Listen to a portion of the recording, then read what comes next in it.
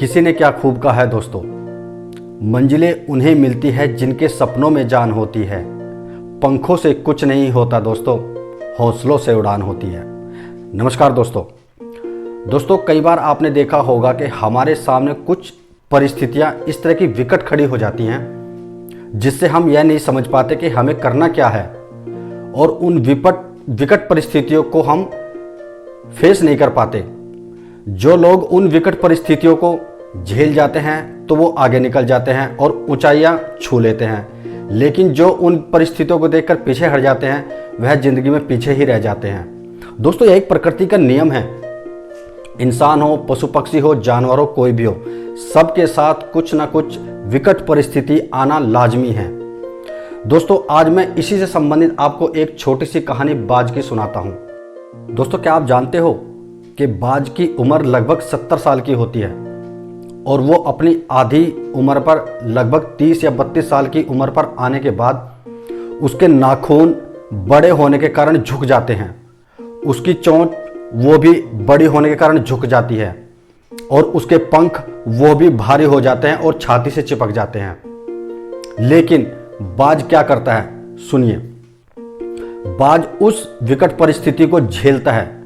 वह लगभग 5 से 6 महीने किसी ऊंची पहाड़ी पर जाकर अपना एक घोंसला बनाता है और उस घोंसले पर रहकर वह अपने नाखूनों को पत्थर से घिसता है और घिसने पर वो नाखून टूट जाते हैं और इसी तरह से अपनी चोंच को भी पत्थर पर मार मार कर चोंच तोड़ देता है। फिर नई चोंच उगती है और नए नाखून निकलते हैं और उनसे वह धीरे धीरे अपने पंखों को भी काट देता है। पंखों काटने पर उसको खून भी आता है, दर्द भी होता है, लेकिन वो ये स्थिति लगभग 5 से 6 महीने तक झेलता है।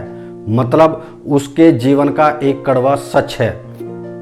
इन परिस्थितियों को वह 5 से 6 महीने झेलता है और उसके बाद उसके नए पंख आते हैं, नए नाखून उगते हैं और नई चोंच आती है, जिससे वह दोबारा फिर ऊंचाइयों को छूता है, अपना शिकार करता है और बाकी बचे हुए 30-35 साल बड़े अच्छे तरीके से जीता है। दोस्तों, इस बात से हमें यही शिक्षा मिलती है कि हमें भी अपनी परिस्थितियों को झेलना है, उनसे लड़ना है और आगे बढ़ना है। दोस्तों, हमारे गुरु कहा करते थे कि बेटा, शुरू के 25 साल या तो मेहनत कर लो और बाकी बचा हुआ जीवन आप आराम से जियो, या फिर जीवन के पहले 25 या 30 साल मौज कर लो और बाकी आने वाला समय आपको परिस्थितियों से लड़ना होगा।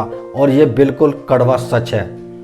दोस्तों, हमें भी अपनी परिस्थितियों से लड़ना है और आगे इसी तरीके से बढ़ना है और बाज की तरह ऊंचाइयों को दोबारा फिर छूना है। चलिए दोस्तों, चलते चलते फिर वही बात दोहराता हूं कि चलो यारो, भागो दौड़ो, मरने से पहले जीना ना छोड़ो। नमस्कार दोस्तों।